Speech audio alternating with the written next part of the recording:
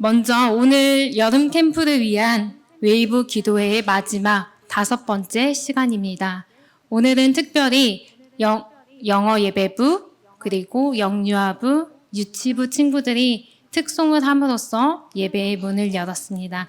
우리 특송을 보시면서 어떠셨나요? 어떠셨을까요? 저는 항상 유치부 설교에서 이렇게 질문을 합니다. 우리 아이들과 질문을 하면서 어떤 대답이 나올까? 정말 기상천외한 답들도 나오고 자기만의 생각들로 빠지게 되는데, 제가 앞에 서서 봤을 때 우리 아이들이 찬양하는 모습을 보고 굉장히 흐뭇해하시고 미소를 지시고 단 한 분도 찡그린 표정이나 그냥 가만히 계셨던 분이 안 계셨던 것 같아요. 근데 이 모습이 하나님이 보시기에 아이들이나 우리 성인들이나 똑같이 보고 웃으시고 기뻐하실 줄 믿습니다. 그렇게 우리 아이들이 이 웃음을 잃지 않고 자라날 수 있도록 기도 부탁드립니다. 먼저 제 소개부터 하려고 합니다. 저는 영유아부 그리고 유치부를 맡고 있는 목사 임유나입니다. 저는 지난 2월에 부임하여 1세부터 7세 친구들과 지금 함께 생활을 하고 있습니다. 특별히 지금 영아부는 6층에서 가족예배실에서 함께 예배드리고 있습니다. 생후 한 달이 된 아이들부터 24개월에 이른 아이들까지 함께 부모님과 예배를 드리고 있습니다. 그리고 저희가 특별히 유아부가 3살, 4살 친구들이 부모님과 분리되어 현재 예배 중에 있습니다. 이 아이들이 17명에서 20명의 아이들이 부모님과 떨어져서 혼자 예배자로 서가고 있는데, 우리 선생님들이 더욱더 힘을 내실 수 있도록 기도해 주시길 바랍니다. 그래서 영유아부는 이렇게 기도하고 있습니다. 부모와 분리되어 예배하는 유아들이 예배의 기쁨을 경험하길, 그리고 부모들의 예배가 회복되어 믿음의 가정들로 설 수 있길, 유아부에 속해 있는 교사들이 지치지 않고 믿음으로 잘 양육할 수 있는 교사가 되길 기도하고 있습니다. 우리 성도님들의 기도와 관심을 부탁드립니다. 유치부는 3층 유치부실에서 예배드리고 있습니다. 5살, 6살, 7살 친구들이 평균 45명 이상의 친구들이 함께 예배하고 있는데요. 여기서 눈여겨볼 점은 우리 유치부에는 매달 한두 명의 새 친구가 오고 있습니다. 그러면 유치부에서는 이 새 친구의 정착을 위해서 노력하고 있고, 두 번째로는 부모님들과 함께하고 있는 바이블 함께 읽기를 진행하고 있습니다. 우리 부모님들께서도 관심을 가져주시고 아이들도 집에서 성경을 읽을 수 있도록 도와주시면 좋겠습니다. 그래서 유치부는 이렇게 기도하고 있습니다. 첫 번째로는 유아들의 가정이 믿음의 가정들로 세워질 수 있도록, 두 번째는 유치부에서 이루어지는 모든 활동들 가운데 예수님의 사랑이 자연스럽게 전해지길, 세 번째는 예배의 기쁨을 경험하길 기도하고 있습니다. 이를 위하여 함께 기도해 주시길 바랍니다. 마지막으로 영어 예배부입니다. 영어 예배부는 김선주 선교사님과 함께 주일 오전 9시 30분에 3층 영어 예배부실에서 1시간 정도의 예배를 드리고 있습니다. 5살부터 초등학교 6학년까지 아이들이 약 40명 정도가 예배를 드리고 있습니다. 다른 언어로 말씀을 읽고 배우고 하나님을 예배한다는 것이 쉽지 않지만, 우리의 몸이 조금씩 성장하듯이 아이들이 언어를 이해하고 하나님을 깊이 만나가는 시간들로 채워지고 있습니다. 특별히 광고했던 것처럼 영어 예배부는 내일과 모레 무박 2일 동안 교회에서 여름 캠프를 진행합니다. 하나님의 구속사적인 이야기가 성경 전체를 통해서 어떻게 펼쳐지고 있는지, 그리고 이 이야기가 나와 어떤 상관관계가 있는지를 살펴보려고 합니다. 그래서 오시면서 보셨듯이 교회 곳곳에 이야기들이 숨쉬고 있습니다. 아이들이 내일 각 방에 어떤 이야기가 숨겨져 있는지 찾아보고 그 말씀을 직접 보면서 익히고, 우리를 그 이야기의 일부로 부르시는 하나님, 사랑의 예수님을 만나기를 기도하고 있습니다. 그래서 영어 예배부는 이렇게 기도하고 있습니다. 아이들이 하나님의 구속사적인 이야기가 나와 어떤 상관이 있는지, 예수 그리스도가 나에게 어떤 분이신지를 깊이 깨닫기를, 교사들에게 성경적인 지식과 창의적인 생각을 넘치게 하셔서 지혜롭고 순서들을 감당하고 기쁨으로 아이들과 함께 예배할 수 있도록 언어의 특별한 지혜와 이해력을 주셔서 우리의 마음이 활짝 열리고 마음속에서 기뻐할 수 있도록 기도하고 있습니다. 우리 성도님들이 이를 위하여서 함께 기도해 주시고 힘을 모아주시면 더욱더 좋겠습니다. 이제 말씀으로 돌아오겠습니다. 오늘의 말씀 제목은 마른 뼈 위에 흐르는 생명수입니다. 오늘 말씀을 준비하면서 참으로 많은 고민이 있었습니다. 사실 저희 남편도 목사이지만 남편이 설교 준비를 할 때마다 제가 했던 말이 목사가 설교가 준비가 안 되어 있단 말이야? 이 말을 정말 많이 했었거든요. 근데 이번에는 제가 설교를 준비해야 되는데 제가 고민하고 있으니까 왜 그걸 고민하고 있지? 이제 이렇게 저를 쳐다보더라고요. 그래서 이게 내가 때를 준비하고 내가 그렇게 이야기를 하지 않았어야 했는데 그거를 보면서 돌아보고 저도 다시 한번 성경을 조금 더 깊이 묵상하는 시간들이 되었습니다. 웨이브 기도회가 점점 시간들이 지나면 지날수록 저에게는 확신과 함께 드는 생각은 무엇이었냐면 웨이브 기간 동안에 기도회 기간 동안에 하나님께서 우리에게 주신 말씀은 확실했고 이미 하나님의 사랑이 넘쳐 흐르기에 이 사랑을 어떻게 연결할 수 있을까였습니다. 3주 전에 남기현 목사님께서는 예수님만이 참된 길이시고 그 길에는 영원한 생명과 진리가 있다고 선포하셨습니다. 지난주 한영규 전도사님께서는 에스겔의 환상 속에서 물이 흘러 동쪽으로 갈 때 회복되었다. 그 시작이 여름 캠프가 되길 소망한다고 말씀을 전하셨습니다. 그렇다면 오늘 이 마지막 시간에 저는 어떤 말씀을 전해야 할까요? 이 말씀을 전하기까지 저는 굉장히 요즘에 대한민국 교회를 묵상하게 되었고 그리고 우리 다음 세대를 다시 한번 돌아볼 수 있는 기회가 되었습니다. 그러던 중에 제 마음에 한 장면이 매우 깊이 자리 잡았습니다. 그것은 우리가 오늘 함께 읽었던 에스겔 37장의 골짜기 환상이었습니다. 하나님께서 에스겔 선지자에게 보여주셨던 그 광경은 참혹했습니다. 들판이라고는 했지만 초록색이 아무것도 없었고 생명의 기운은 없었습니다. 생명의 기운이 없다 보니 소망 역시 없게 되었죠. 그렇게 오랜 시간 생명의 기운이 끊어진 뼈들밖에 없었고 절망의 그리고 죽음의 그림자밖에 없는 그곳에서 하나님은 에스겔에게 물으십니다.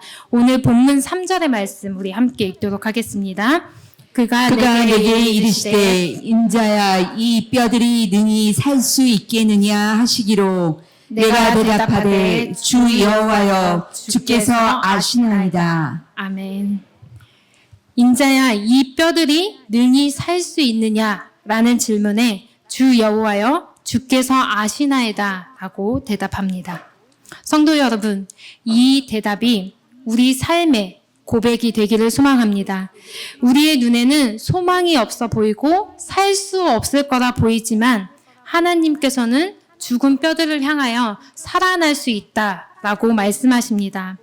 이 환상은 단순히 그 죽어있는 뼈들에게 이야기하는 것이 아니라 이때 당시에 포로로 끌려갔던 이스라엘 백성을 향하여 한 말씀이셨습니다. 포로로 끌려가서 절망하고 있는 이스라엘 백성들에게 그렇게 하지 말고 모든 것은 내가 인도할 것이다 라는 것을 하나님께서 보여주신 것이었습니다.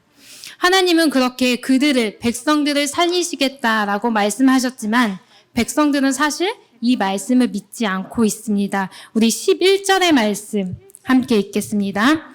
또 내게 이르시되 인자야 이 뼈들은 이스라엘 온 족속이라. 그들이 이르기를 우리의 뼈들이 말랐고 우리의 소망이 없어졌으니 우리는 다 멸절되었다 하느니라. 아멘. 이 대답이 오늘을 살아가고 있는 우리의 대답이 아닌지 한번 생각해 보셔야 합니다. 예배는 있지만 감격이 사라졌고, 기도는 있지만 형태만 남아있고, 말씀은 있지만 삶의 능력이 없는 그런 것이 우리의 삶의 모습이 아니지 우리는 되돌아봐야 합니다. 이것이 바로 영적인 메마름, 마른 뼈의 모습이었습니다. 오늘 이 기도회를 통하여 하나님께서 우리 영혼에게 너희도 살아날 수 있다. 내가 너희를 살리겠다. 라고 말씀하시고 그 음성을 듣는 시간이 되기를 소망합니다. 그러나 하나님은 거기서 끝내지 않고 에스겔에게 다시 한번 명령하십니다. 우리 9절의 말씀 함께 읽겠습니다. 생기야 사방에서부터 와서 이 죽음을 당한 자에게 불어서 살아나게 하라. 아멘. 에스겔이 하나님의 말씀을 선포하게 되자 놀라운 일이 일어났습니다. 바로 뼈들이 달그닥달그닥 거리면서 서로 연결되었고 힘줄과 살로 덮였습니다. 그런데 눈여겨볼 것은 그렇게 연결되기만 했지 이 뼈가 다시 살아나지 않았다는 것입니다. 왜일까요? 그것은 바로 생기, 성령의 바람이 불어오지 않았기 때문입니다. 우리는 여기서 중요한 사실 하나를 깨달아야 합니다. 말씀은 뼈를 연결시키고 형태를 회복시키기는 하나 성령의 바람이 불어올 때 비로소 그곳에 생명이 깃든다는 사실입니다. 우리의 가정에도 바로 이 두 가지가 필요한 것입니다. 말씀과 성령의 생기가 있어야 우리의 메마른 영혼이 다시 되살아납니다. 우리가 지난주의 말씀을 다시 돌이켜보면 에스겔 47장에서는 에스겔이 또 다른 환상을 보게 되는 장면이 나옵니다. 성전 문지방에서 흐른 물줄기가 점점 깊어져서 발목, 무릎, 허리, 그리고 이제는 헤엄칠 만큼의 깊은 강물이 되었습니다. 그 강물이 흘러가는 곳에서부터 죽어있던 물고기가 살아나고 나무들은 열매를 맺고 잎사귀는 약재가 되었습니다. 이 생명수는 무엇이었을까요? 바로 하나님의 임재와 은혜 그리고 성령님의 역사였습니다. 우리 오늘은 예수님께서 말씀하시는 요한복음 7장 38절의 말씀 함께 보겠습니다. 나를 믿는 자는 성경의 이름과 같이 그 배에서 생수의 강이 흘러나오리라 하시니 아멘. 그리고 요한복음 14장 6절의 말씀 우리 함께 보겠습니다. 예수께서 이르시되 내가 곧 길이요 진리요 생명이니 나로 말미암지 않고는 아버지께로 올 자가 없느니라. 아멘. 우리가 여기서 알아야 할 것은 바로 예수님만이 우리의 생명이라는 것입니다. 우리는 낯선 곳에 가면 아이들에게 당부하는 말이 있습니다. 엄마 아빠 손을 꼭 잡고 다녀야 해. 그래야 길을 잃지 않아 라고 당부합니다. 그렇다면 우리의 삶 속에서 과연 우리는 예수님의 손을 잡고 걸어가고 있느냐 하는 것입니다. 부모가 먼저 손을 잡고 가야 아이들도 따라오게 되어 있습니다. 그러나 우리의 현실은 아이들에게만 손을 잡을 것을 권유하고 정작 부모는 손을 잡지 않습니다. 흔히 말합니다. 우리의 다음 세대가 영적으로 메말라 가고 있다라고 말씀합니다. 말씀과 기도의 능력이 상실되고 세상 속에 있는 가치관을 따라가다 살아가다 보니 내가 그리스도인인지 그리스도인이 아닌지 혼란스럽습니다. 이런 모습이 바로 마른 뼈와 같다라고 말씀하고 계십니다. 하지만 하나님께서는 그런 우리들에게 선포하고 있습니다. 우리 5절의 말씀을 표준 세번역으로 읽겠습니다. 나 주 하나님이 이 뼈들에게 말한다. 내가 너희 속에 생기를 불어넣어 너희가 다시 살아나게 하겠다. 아멘. 저도 부모가 되어 보니 깨닫게 되더라고요. 아이를 임신했을 때 정말 내가 믿음으로 잘 키워야겠다. 그래도 목사인데 내가 꼭 기도와 말씀으로 키워야겠다 했지만 사실 그게 생각대로 되지 않더라고요. 좋은 학교, 좋은 집, 좋은 학원, 좋은 친구들을 만들어줘야 할 것 같은데, 그게 맞는 것 같은데, 그렇게 키우지 않으면 나 혼자 소외당하는 것 같은데. 그런데 저희 첫째가 5살입니다. 돌이켜보면 나 혼자 외로운 시간을 보내는 것이 하나님 안에선 맞았구나 라는 생각이 들더라고요. 우리 그리스도인들에게 이렇게 마른 뼈와 같이 살아간다면 과연 우리의 삶에 어떠한 것이 남게 될까요? 부모도, 교회도, 그리고 다음 세대도 영적으로 메말라 가고 있습니다. 그렇다면 우리가 해야 할 일은 바로 이제 우리가 예수님의 손을 잡고 걷는 모습을 아이들에게 보여주는 역할을 해야 하는 것이 우리의 역할인 것입니다. 우리가 먼저 기도와 말씀으로 회복될 때 우리의 자녀들은 자연스럽게 회복될 줄 믿습니다. 그리고 우리가 그 길 위에 서서 줄을 힘입어 담대히 걸었을 때 우리 아이들 역시 그 길을 따라올 줄 믿습니다. 혹시 이 말씀을 들으면서 내가 삶을 살아가면서 나의 심령이 메마르다고 느껴지십니까? 아니면 나의 자녀를 보면서 왜 내가 그렇게 기도를 열심히 했는데, 내가 말씀으로 그렇게 양육했는데 우리 아이가 왜 그렇게 자라지 않고 있을까라는 생각이 드십니까? 다 괜찮습니다. 하나님은 에스겔에게 하셨던 그 말씀을 오늘을 살아가는 우리에게 하십니다. 내가 너희 속에 생기를 불어넣어 너희가 다시 살아나게 하겠다 라고 말씀하십니다. 우리가 자녀를 바꿀 수 있는 것이 아니라 우리가 삶으로 그 모습을 보여줬을 때 하나님이 바꾸시고 일하신다는 사실입니다. 하나님은 메마른 골짜기에 생명을 불어넣으신 분이십니다. 말씀과 기도로 무너진 것을 다시 세우고 성령의 생기로 죽어있던 것을 살리시는 분이십니다. 이제 예수님의 손을 꼭 붙들고 그 길을 걸어가는 우리 부모님들이 되기를 소망합니다. 부모가 그리고 우리 교회가 기도로 다시 서면 우리 자녀들은 반드시 그것을 뒤따라올 것입니다. 우리가 아이를 키울 때 생각해보면 우리 아이들은 부모가 한 그대로 따라합니다. 부모가 어떤 말을 자주 사용하면 그 말을 따라하죠. 저희 집에서는 가장 먼저 가르치는 것이 식사기도였습니다. 그래서 하이린, 저희 둘째는 3살인데요. 매의 눈으로 지켜보고 있다가 제가 음식을 하다가 간을 보는 순간 엄마 아멘! 엄마 아멘! 이렇게 이야기를 합니다. 즉 우리가 아이들을 어떻게 양육하느냐에 따라서 우리 아이들이 달라지듯이 우리가 세상의 가치관으로 키울 것이 아니라 하나님이 우리에게 주신 말씀 그대로 우리가 먼저 삶을 살아가면 우리 아이들은 그대로 따라오게 되어 있다는 것입니다. 하나님은 분명히 우리에게 약속하셨습니다. 우리에게도 생기를 불어넣어 주시겠다고요. 그리고 그 생기로 인하여 너희가 다시 되살아날 수 있다라고 말씀하십니다. 우리는 이 사실을 꼭 믿으며 하나님의 손을 꼭 붙들고 그 길을 담대히 걸어가는 모두가 되기를 바라겠습니다. 주님, 오늘 우리에게 생기를 불어넣어 주시옵소서.